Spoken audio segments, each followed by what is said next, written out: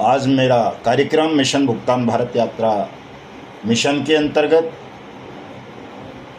हरियाणा के पलवल में था। मैं वहीं से अभी आया हूं साथियों, पलवल से। तो काफ़ी अच्छा कार्यक्रम रहा। हमारे जिला अध्यक्ष डॉक्टर करमवीर सिंह जी, उपाध्यक्ष प्रताप सिंह जी और हमारे प्रदेश के उपाध्यक्ष आदरणीय नरेंद्र गुप्ता जी, हमारे फरीदाबाद के जिला अध्यक्ष भाई अजय कुमार जी समेत दर्जनों साथियों ने उस कार्यक्रम में हिस्सा लिया। और हम जो हरियाणा सरकार ने प्रत्येक ज़िले में एसपी या जहां कमिश्नर हैं पुलिस, उनको सक्षम अधिकारी बनाया है। तो एसपी साहिबा से मुलाकात हुई और डीएसपी साहब से। उन दोनों ने हमारी बातों को गंभीरता से लिया। हालांकि एसपी साहिबा चौंकी, उनको लगा कि जो है ये हमें हमारे अधिकार बता रहे हैं, हमें क्या करना है ये बता रहे हैं। लेकिन अंततः उनकी बात समझ में आ गई और उन्होंने कहा कि साहब हम इसमें जल्दी कार्रवाई कर देंगे। अगले हफ्ते तक जो है पलवल में वार्ड्स एक्ट 2019 के अंतर्गत काउंटर ओपन कर दिया जाएगा और सभी पीड़ितों की समस्या का समाधान किया जाएगा। तो साथियों, अधिकारी कह देंगे, चूँकि उन्हें हम कानून दिखाते हैं कि भैया ये कानून है, और साथ में शासनादेश भी होता है उनके राज्यों का, इसलिए वो हमारे सामने तो मना कर नहीं पाएंगे। लेकिन दोस्तों, कुल मिलाकर ये काम बड़ा कठिन है और ये तभी होगा जब आप अपना जनमत तैयार करेंगे, ज़्यादा साथी इकट्ठे करेंगे। 10, 20, 50, 100 वाला काम नहीं है। हर ज़िले में 5 से 10 लाख ठगी पीड़ित जमाकर्ता परिवार हैं और आपकी संख्या बहुत नगण्य होती है, ऊँट के मुँह में जीरा वाली होती है। इस संख्या को बढ़ाइए तमाम साथी मिल करके, चूँकि ये बढ़ाई जा सकती है। ऐसा नहीं है कि साहब ये किया नहीं जा सकता, ये काम किया जा सकता है अगर हमारे एक्टिव साथी इस काम पर गंभीरतापूर्वक विचार करें और रोज़ाना उन लोगों तक पहुँचें या अपना संदेश पहुँचाएं जो भी किसी भी कंपनी या क्रेडिट कोऑपरेटिव सोसाइटी, फर्म, निधि वगैरह में ठगी का शिकार बने हैं। चूँकि सरकार ने 3 लाख कंपनी बंद की हैं, इसी एक्ट के अंतर्गत की हैं। ये एक्ट बनाया ही इसलिए है कि व्यापक तंत्र आपके भुगतान के लिए और ठग कंपनीज के विनाश के लिए तैयार किया जाए।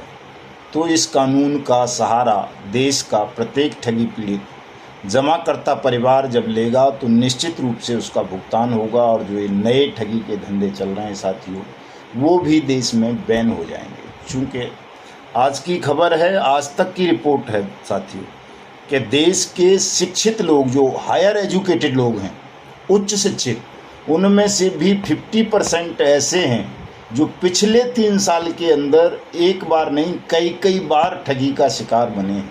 आज तक की रिपोर्ट है, मैं लगाऊंगा डिस्क्रिप्शन में, देख लेना उसका लिंक आप।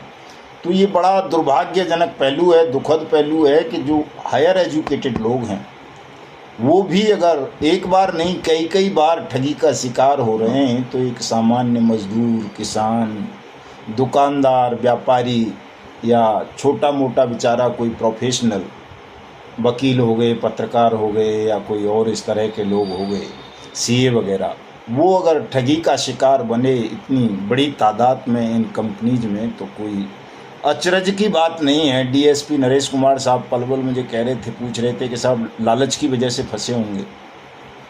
तो एक साथी बीच में बोल पड़े, अन्यथा मैं उनको बताता, चूँकि मुझे बोलने का अवसर नहीं दिया। साथी बहुत जल्दबाजी में रहते ही हो आप लोगों की समझ में नहीं आता कि क्या जवाब देना है, कब देना है। और जब मैं हूँ मौके पे तो बोलने की आपको ज़रूरत ही नहीं है, मैं खुद जवाब दे दूँगा हर बात का।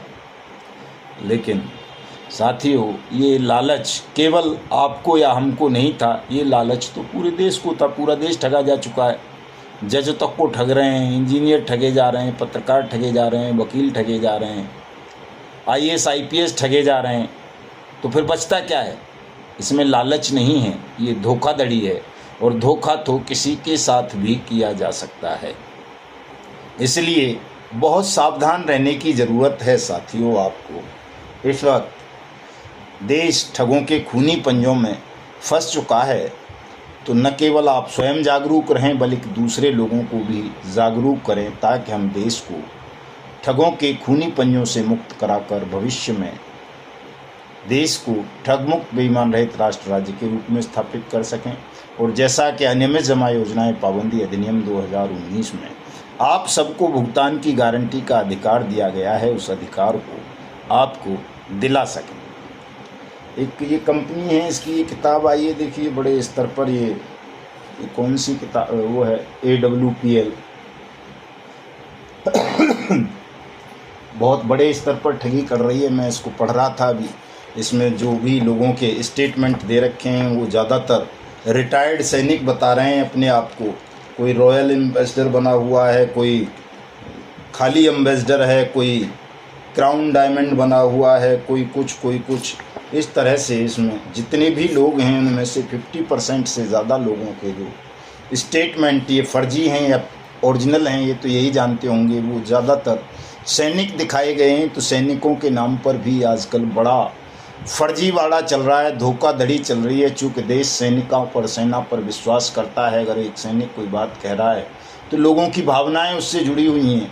उस भावनाओं को कैश कराने के चक्कर में ये ठग सैनिकों को भी अपनी धूर्तता का और ठगी का शिकार बना रहे हैं। Bike boat, hello taxi, top ride और नेक्सा एवरग्रीन जैसे स्कैम आप सबकी आंखों के सामने हैं। मैं तो भुक्तभोगी हूँ कि उनमें 90% हमारे सैनिकों को ही ठगी का शिकार बनाया गया है। और 1250 ऑन ड्यूटी सैनिकों ने इन ठगी प्रकरणों में फंस जाने के कारण आत्महत्या की है। ये जो AWPL नाम की कंपनी है, इसके विषय में मुझे हमारे अलीगढ़ के मंडल अध्यक्ष भाई वीरेंद्र सिंह ने बताया। उन्होंने बताया कि साहब मैं पहले PACL में फंसाया, कोई KP सिंह नाम का आदमी था एटा का, उसी ने फिर जब PACL डूब गई तो KBCL में फंसा दिया, और जब KBCL डूब गई तो उसी KP सिंह ने उनको इस AWPL में फंसा दिया। और